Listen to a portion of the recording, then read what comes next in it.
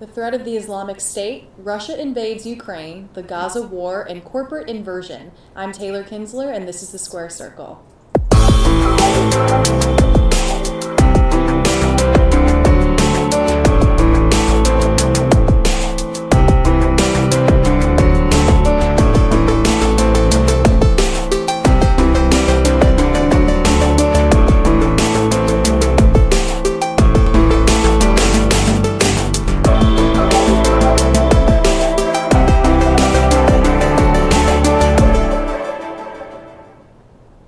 Hello and welcome to the Square Circle. I'm your host, Taylor Kinsler. Joining us today are Nick Brana of the Terry McAuliffe Campaign, Al Matei of topofthecircle.com, and Jason Russell of Economics 21. Welcome, gentlemen. Thank you.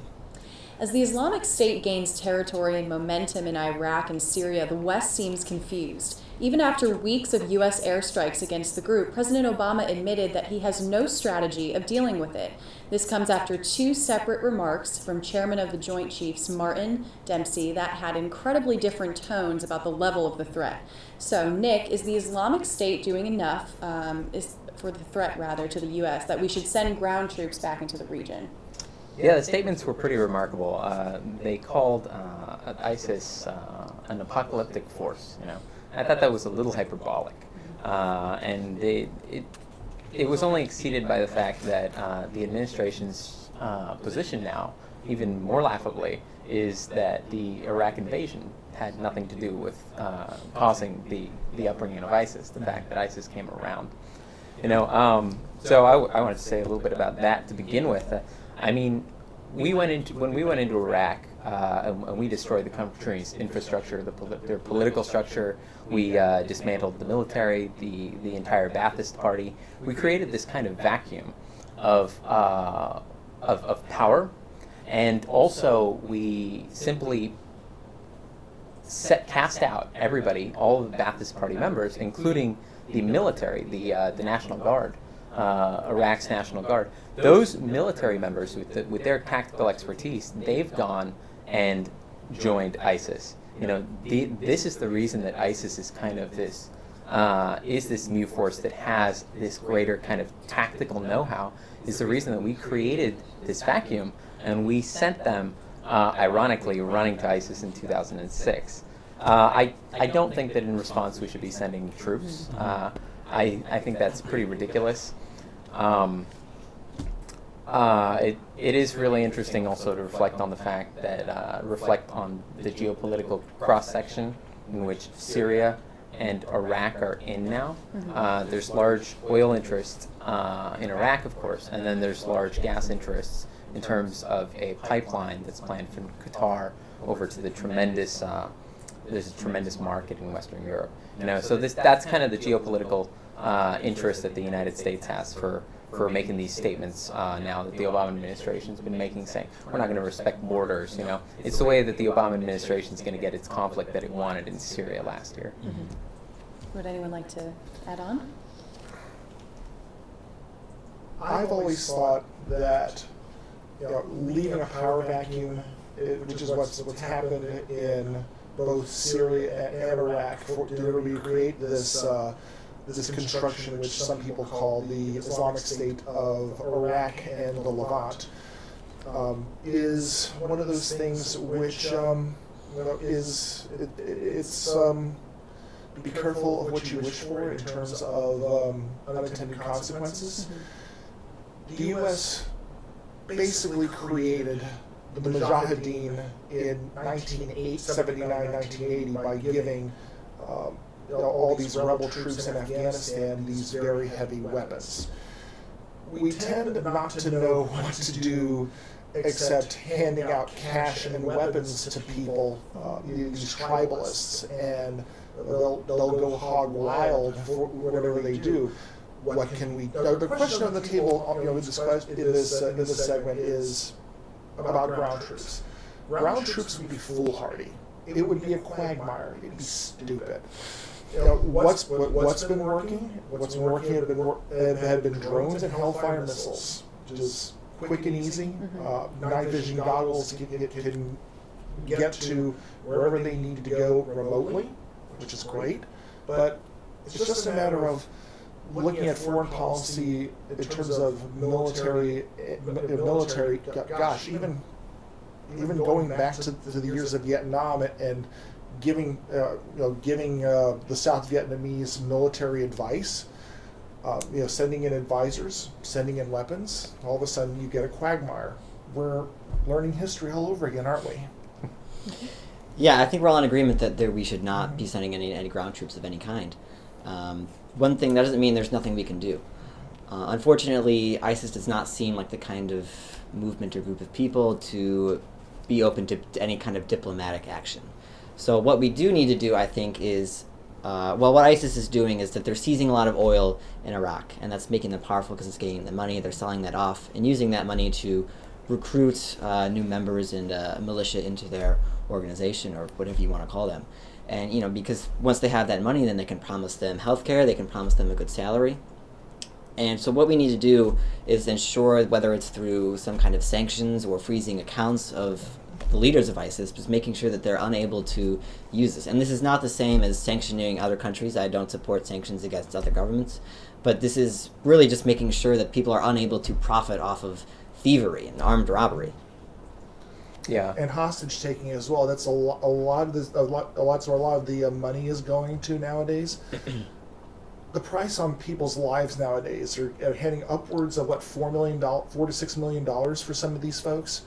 And if you have governments that are willing to pay to be able to get these hostages home, all you're doing is you're encouraging them. Right. It's just a bigger incentive to take that because they know you'll pay it. The fact is also that one of the greatest things that we can do is put more pressure on the Qatari government, Bahrain's government, UAE, these Middle Eastern Gulf states that have actually been funding ISIS, that have been part of the reason, wealthy sheikhs, elites in those countries that have been funding them. And, they're very clever. The government manages to say that they're not involved, but in these countries there's very little distinction between their elite establishments who are funding this and the government itself. So it's really a form of tacit consent of what's happening. Absolutely. I also find it interesting that in 1994 Dick Cheney made some comments that have become quite funny nowadays, talking about why he didn't believe that George W. Bush Sr. should have pushed into Iraq and overthrown Saddam Hussein in the 1990-1991 war, the first Gulf War. And he said, he pretty much laid out precisely what's happened, that you've caused this kind of sectarian explosion of violence, which has been fueled by the United States, and which is the reason that ISIS actually has potential there. ISIS wouldn't have potential if there wasn't such a great Sunni empathy for it there, in the fact that we purged the Baathists, we've essentially empowered the Shias only, created a Shia government in place of the Sunni government. That's what underlies this. It isn't this kind of phenomenon that arose, that exploded onto the media just this year. ISIS has existed for 7 years now, more than that. So, right, since 2006. And you have to think of this as an economic war. Osama bin Laden was worth $250 million when he was killed. You have all these wealthy sheikhs with embarrassments of wealth, and power, like wealth, abhors a vacuum. Let's do something with it. Let's buy some influence somewhere. Let's create the global giant caliphate all the way from Nigeria to Pakistan. If this isn't nipped in the bud with some good old-fashioned Hellfire missiles, that's what's going to happen, in my opinion. So you're saying you support airstrikes? Yes, okay. Definitely. Boots on the ground. Well, let's face it. Mr. Obama was elected on a platform of getting the U.S. out of all these quagmires. He's almost out, but all of a sudden, these world events are pulling him back in. But thank goodness for drones, I guess. He's almost out, but I think he'd like to be more involved in more ways. He wanted to get more involved with Libya. He wanted to get more involved in Syria before he decided that he should ask Congress for permission, and he knew he was going to lose that vote, so it never happened. Look at what happened. He swept into office in 2008 promising pretty rapid withdrawal. And then pretty shortly afterwards, he adopted the Bush Plan. In fact, he adopted something which was further to the right than the Bush Plan, which was a troop surge in Afghanistan. Look, of 30,000 new troops. Right. Look at what's happened recently in the past couple months. The announcement on Afghanistan, which is that we're going to stay there till 2016. There's a little-known status of forces agreement that allows the United States to maintain troops within Afghanistan until 2024, because we have tremendous interests in that country, economic interests. The same is true with Iraq. I think the lesson here is you can't go in, destroy countries, with airstrikes the way that we have, and then expect them, tell them to miraculously grow democracies.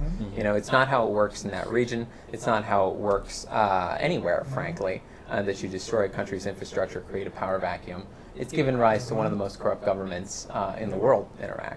And then what you see is that these people, they know where the missiles are coming from. They know what's happening. And they understand, then they grow an anti-American sentiment because of it. And that's not useful whenever we try to... We're breeding more anti-Americanism with drones Exactly. than we're rectifying. Absolutely. Yeah. Okay, well, I'd like to remind our viewers at home that you can submit your questions to our guests online at www.publicsquare.net, and we'll answer as many as we can live on the show. So we're going to move on now. This week, Russian tanks rolled into eastern Ukraine and Russian forces seized Ukrainian territory along the Russian border, further escalating the 5-month-old conflict. Now, clearly, Western sanctions have not changed Vladimir Putin's calculations. So, Al, what should the U.S. do, if anything, to stop Russia's advance on Ukraine? It's a very difficult question because is this even our call? Because all of this was started with the Ukraine wanting to join up with NATO. And, well, even after these years of tension, there's not yet been a forces agreement with allowing NATO to defend the Ukraine against Russian aggression, which is giving Putin plenty of time and opportunity to, for lack of a better term, slip the noose around Ukraine. If you look at what has happened the last couple of days, the incursion in the south, and you also have incursions in the northeast, and you have the surrounding borders of Russia and also Belarus, who is a very close Russian ally. Ukraine, friends, is surrounded, and pretty soon that government is going to have to make some very key and very difficult decisions. I just find it really interesting that the Russians have been able to do this with only about 1,000 troops. Imagine if they got their entire militia behind them. It would not be a pretty sight, but I'm not sure that there's much that we can do other than economic sanctions, or letting Putin self-destruct, which is kind of a little bit what's happening here. I think what's been happening in the last month or so, Putin went to the degree to which he declared his own embargo of certain foreign goods, and maybe it's because the oligarchs aren't getting their salmon from Canada or anything like that, but he's clearly doing this with a very limited number of troops for the consumption of his people, so that he will seem to be a strong leader at home. But whether this is going to lead to an overall takeover, I kind of doubt it.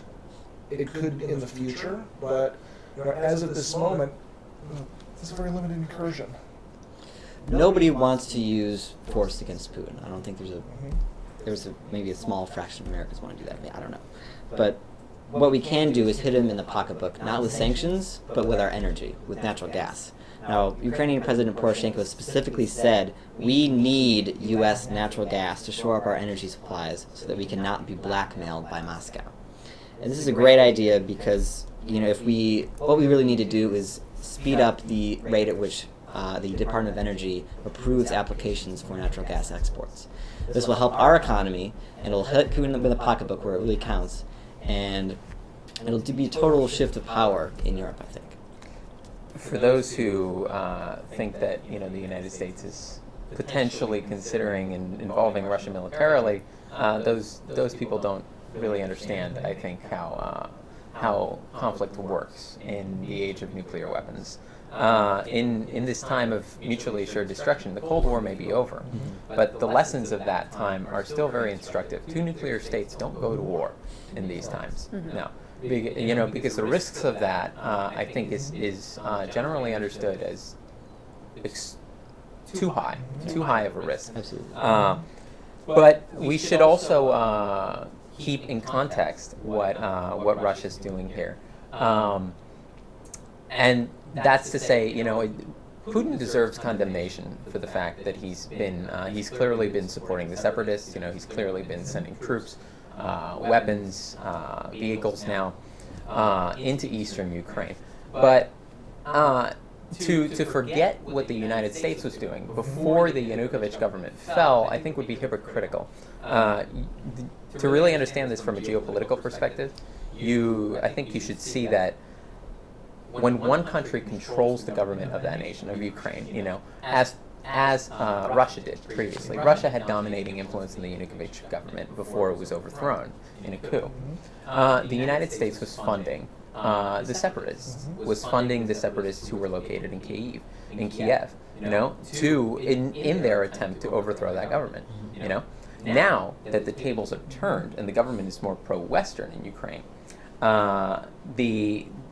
the powers, the U.S., the West, and Russia have reversed their roles, whereas now Russia is attempting to destabilize the pro-Western government. This is really, nobody really has the moral high ground, I believe, in this. It's really just geopolitical calculus, that's happening on either side.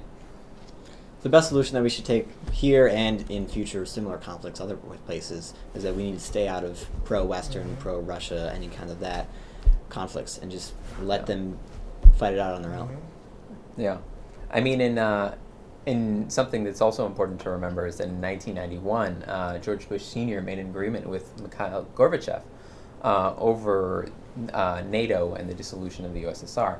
Gorbachev agreed, to allow the peaceful transition and revolution of these Eastern European states, their independence and the dissolution of the USSR. Well, at the same time, the United States was obliged to retain NATO at its present 1991 borders. Every president since George Bush Sr., Clinton, his own son, George Bush Jr., and now Obama has violated that agreement, moving NATO right up to Russia's border.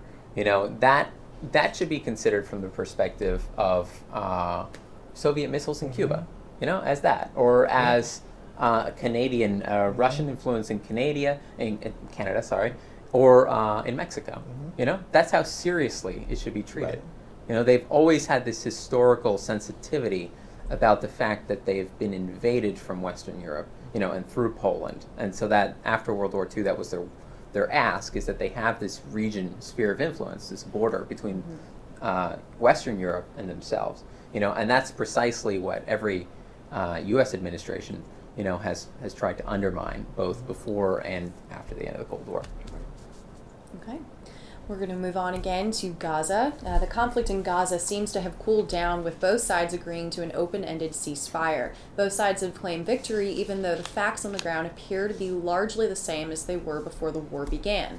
Nick, is either side justified in claiming victory, and where does the conflict go from here? No. Neither side. I believe, as a general principle, war produces no victors, only survivors. About 2,100, I think it was 2,179 Palestinians died. The vast majority of them were civilians. 500 of them were children in this conflict. In contrast to that, it was 66 Israeli soldiers who died. It was 2 Israeli civilians. That shows how lopsided this conflict has been. It's a conflict between the state-of-the-art military and an impoverished and people who are trapped in what is the world's largest open-air prison. This agreement, unfortunately, it's not going to resolve anything in the long term. It's really just the next the next iteration of mowing the grass as some in the Israeli media and administration call it. A child, a Palestinian child who's 6 years old, has now lived through 3 of these kinds of incursions from Israel into Palestine. The simple fact is that this peace will never be achieved in the region until you can address the underlying issues of the conflict. This did nothing like that. This Egyptian brokered ceasefire, what it did was it expanded fishing areas on the Gaza and Mediterranean ports, so they can fish 6 miles out instead of 3 miles out. They're also potentially talking about opening an Egyptian border crossing. That would be the biggest change. And of course, cessation of hostilities. That does nothing to address the fact that it's an ongoing occupation by Israel. It does nothing to address the fact that both Gaza and the West Bank are still are still trapped as prisons. It does nothing to address the fact that the embargo still exists, and nothing to address the fact, frankly, on our part, that $3 billion annual of military aid goes towards the IDF and is used against the Palestinians. In fact, we resupplied them even during this past conflict. Anyone else? You mentioned that fact before about the U.S. funding Israel, and as I said last time, we still fund Palestine, I think, by giving money to the UN, and the UN turns around and gives it straight to Palestine. Now, I'm not saying that any side here can claim the moral high ground. War is war. It's a terrible thing, and both sides did terrible things. You just have to hope that at some point, these sides will have some kind of come to Jesus moment and have a diplomatic resolution. But it's just in the Middle East like this. It's a very complicated situation, and it always you're always trying to find the least terrible solution. I think, and this is one of those cases too. I don't remember which pundit or which columnist it was. A few weeks ago, printed something that speaks to what's happened. What actually has happened in terms of this particular conflict. At the very end of it, there's been no regime change, no border change. All that's happened is they've been lobbing missiles and killing people, and now there's going to be another 2 years of relative calm in which you're probably going to see both sides rearming themselves, and sometime around 2016, there are going to be some more rockets being fired from either Gaza or from southern Lebanon or somewhere else, and Israel is going to respond with its a very substantial conventional weapons arsenal, and you're going to go through the cycle all over again. It's almost Kafkaesque the way that this thing has happened. Once again, the repeating of history. Nobody's learning from it. And there's a critical distinction to be made in what you said, in the money that goes from the U.S. to Israel, or that ends up going to the Palestinians through the UN. The aid that's going to Gazans and that's going to the West Bank is humanitarian aid, and it's for shelters, which were attacked by Israel, by the way. The money going towards going to Israel is military aid. It's $3 billion annually in military aid. The United States provides no military aid to Gaza or to the Palestinians. There's a tremendous difference. Besides that, it's the scale of the amount. Funds that are going through the UN don't compare to $3 billion. Going. I'm totally in favor of cutting our military aid budget to Israel and most other countries as well. But you can't make the claim that all that money is going to humanitarian causes, because we know that Palestine is not the most clean and not uncorrupt nation. We know that some of that humanitarian aid is really going towards ambulances that are just funneling weapons around the country, and to build tunnels that they're using to smuggle weapons in and around the country, and also to building shelters that aren't really shelters.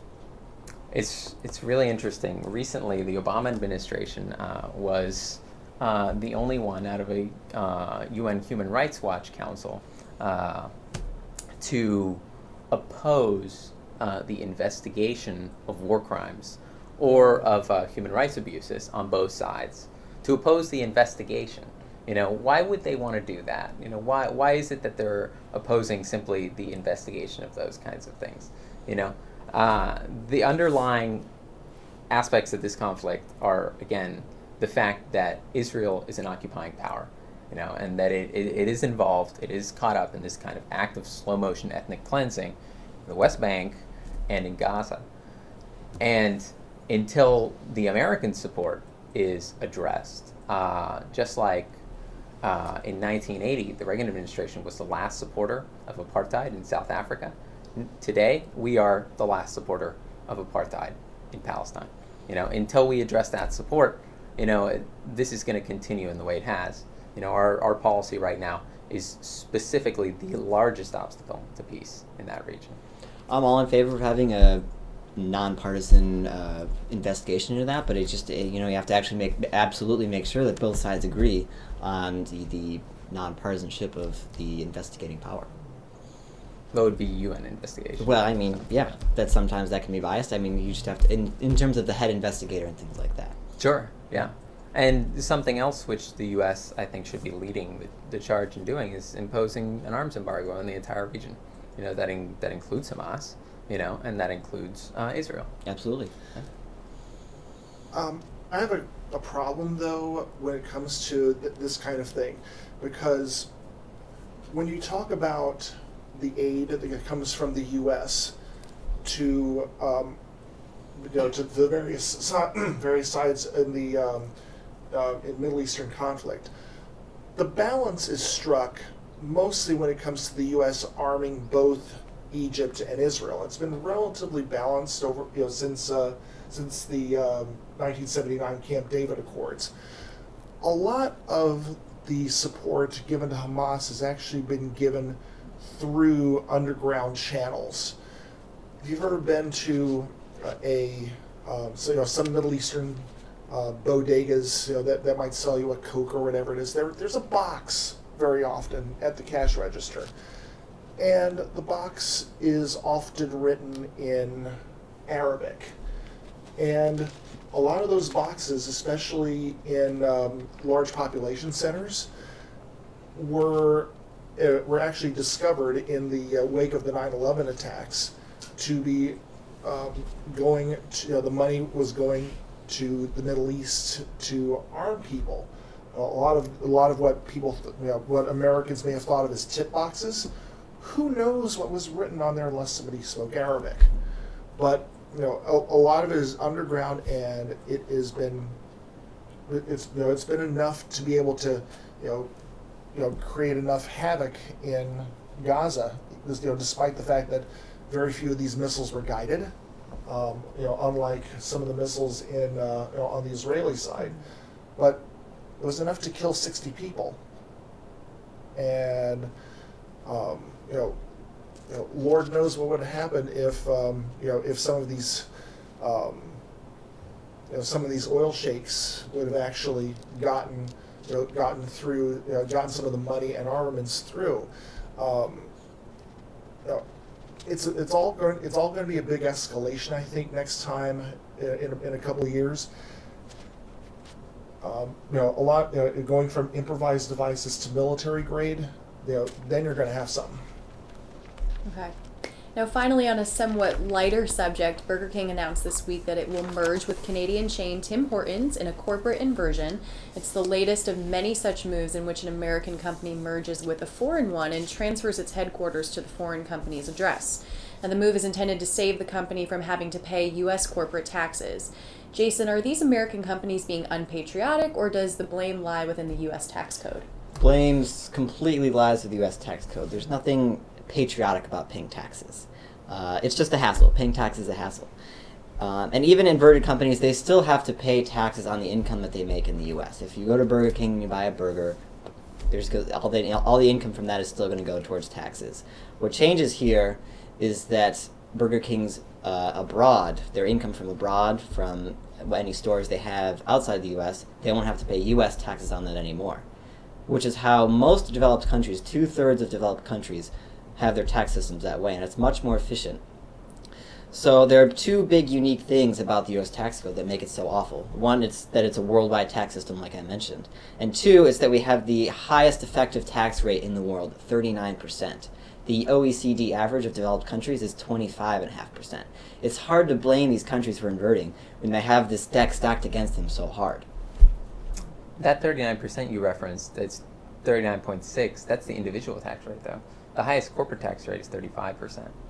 And this is the effective tax rate. So when you account for all, the burden of, accounting and all that stuff, as well as any loopholes, this is what the effective tax rate is, as calculated by the Nonpartisan Tax Foundation. I think we should actually be thinking about this perhaps the other way. It's not, this is my thinking. It isn't about what Burger King is doing in terms of going to Canada. It's Tim Hortons and their decision to dump Canada to come to the United States. Tim Hortons is a company that was lent its name by a very workmanlike hockey player. It became an institution in Canada, and there's a little bit of an incursion in the Northeast U.S. I've had a Tim Hortons donut. I've had better. Seriously, I mean, these folks are going to try and come in to Burger Kings across the U.S. and I just say, give me a good Krispy Kreme any day. Burger Amen King. to that. Burger King is not doing as well as it could. Then again, neither are the major burger chains because of lack of quality, etc. I mean, the other day I went to a Burger King and I took a meal home, and I kind of like weighed it in my arm, the bag and the soda, and I paid something like $9.76 for something which actually wound up being less than if you went to the Five Guys, a very niche burger chain here in the U.S., and you get a lot more for your money. And Burger King and McDonald's are feeling the heat from these very small niche burger chains, some of which are growing like Five Guys, or like Shake Shack, and there are a few others. But the idea is to think about it from the other direction. What does Canada think about it? I know they're up in arms.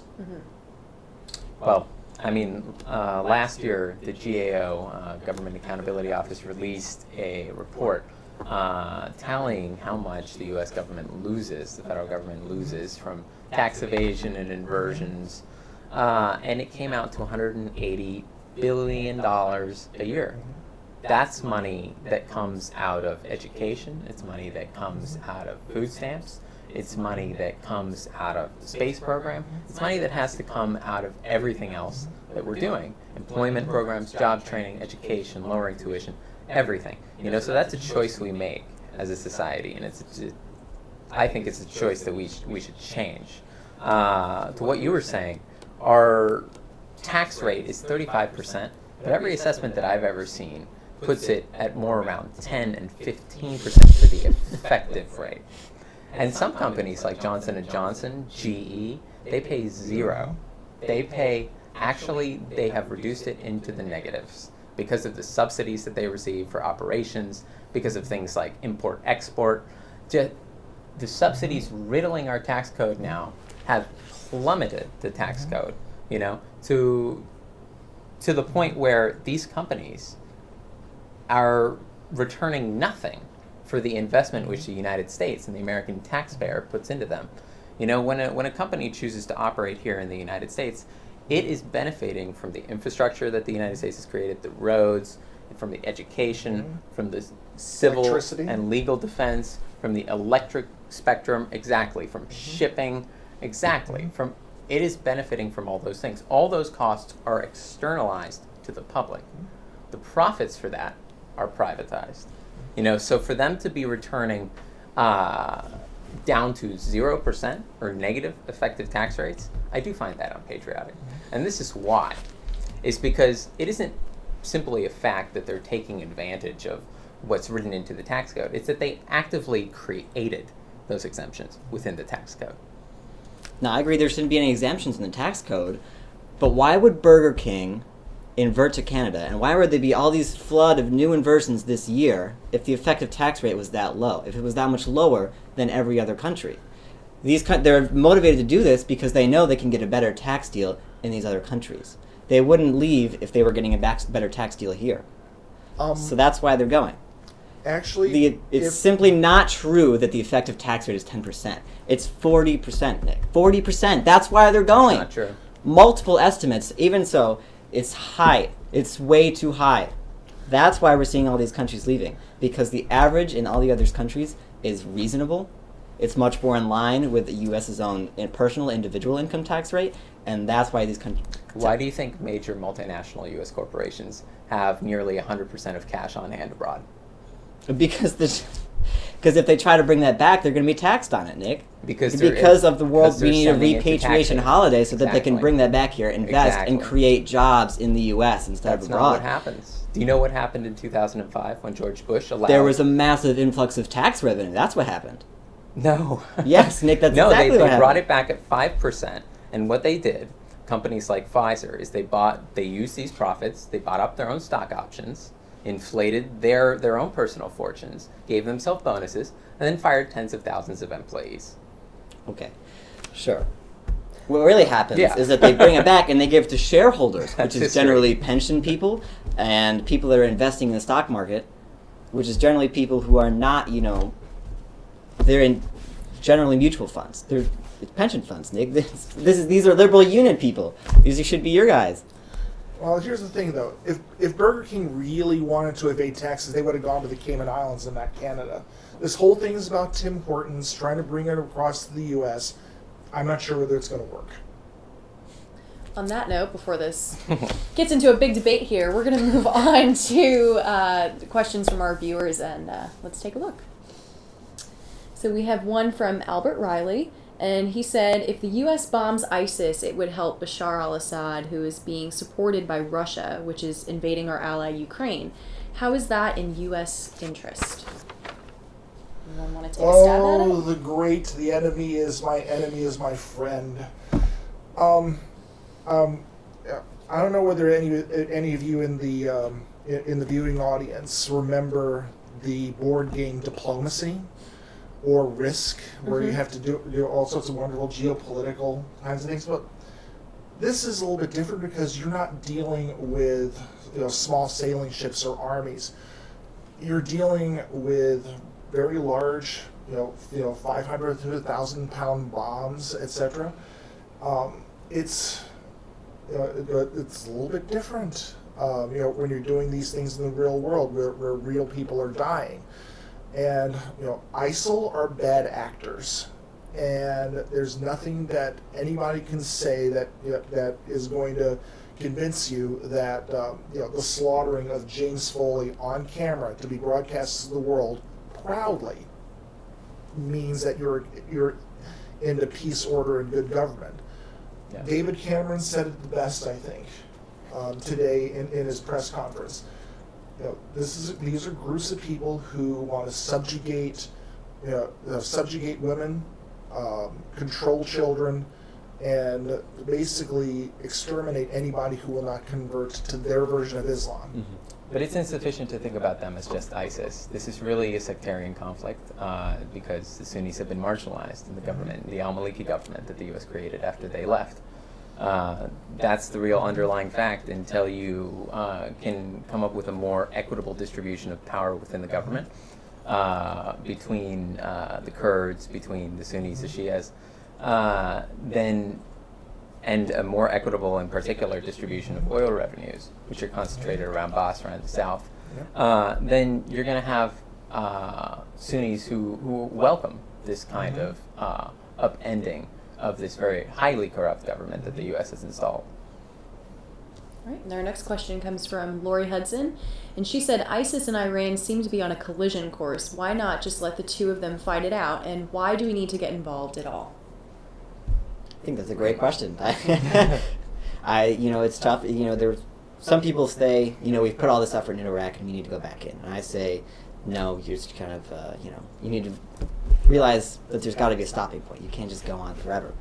Now, part of the issue here is that now ISIS is taking over the weapons that we left there after the last Iraq conflict. And now those weapons are being used for all these atrocities that, sicken us when we see them on the news. And we really need to realize that if we did put troops on the ground, if we did, supply more weapons to that region, that there's a very good chance that those could come back and hurt us again 5-10 years down the road, even less. I mean, the U.S. policy in Iraq and in Syria and in Afghanistan and with drones, in my opinion, is so irrational that, in my mind, it makes you wonder whether it is designed to create more anti-American sentiment. And it makes you wonder whether the intention is to create the pretense for future embroilment in conflict there and future occupation and, perpetual access to that region. All right, well, now it's time for our most underreported story of the week. Who would like to start? Any takers? Yeah, sure, I'll go for it. Okay, so this week, The Intercept revealed that the NSA has created a search engine of the data that's being collected by the National Security Agency. It's given 24 government agencies access to 850 billion private communication records. That's phone logs, the audio, that's emails, chat records, all your activities online and over the telephone. And this list includes American and foreign communications alike. So the question of mass surveillance can sometimes seem abstract, I think, to people in a world where that is plagued by poverty and hunger. But it's of incredible importance to me because I think it impinges upon our very freedom of thought. State mass surveillance does. It's in our private moments, I think, outside of the prying eyes of society or the judging eyes of the government, in which we feel the freedom to question orthodoxy, question tradition, and explore different ways of thinking and of being. And to assault that by placing human beings under constant surveillance, it breeds conformity, and in doing so, it undermines the society's capability, in my mind, to rectify injustice, and ends up calcifying inequities. Al, would you like to go next? I think the most underreported story of the week comes from the U.S. Veterans Administration. The Inspector General came out with his report this week saying that no military veterans lost their lives because of delays at the VA hospital in Phoenix. To which I say, where can the former VA head go and get his job back? Okay. All right, so with Labor Day coming up on Monday, some union and labor union issues are getting more attention. There's a new report out of the Heritage Foundation this week which looks into the feasibility and legality of right to work at the city and local level, or county governments as well. And they did find that there's no reason that it would be illegal for cities to enact right to work laws on the local level, and it's totally feasible if any city is willing to look into that. And I think everyone should agree that if you're not in a union, there's no reason that you should have to pay union dues. It's interesting because I looked at the numbers, and it could actually be good for unions' right to work, because over the last 10 years, union membership has actually gone up 0.5% in right to work states, whereas it's fallen by 4.6% in non-right to work states. And it's absolutely good for the economy. If you look at right to work states since 2004, their real GDP has grown by 17% compared to only 10% in non-right to work states. So obviously big cities are generally liberal. They probably won't go for something like that. But small municipalities, any counties that are looking for a new innovative solution to spur growth and get out of this weak economic recovery should absolutely look into enacting a local right to work law. Okay. Well, gentlemen, thank you for joining us tonight. That's all the time that we have for today. Thank you for watching the Square Circle, and we'll see you next week.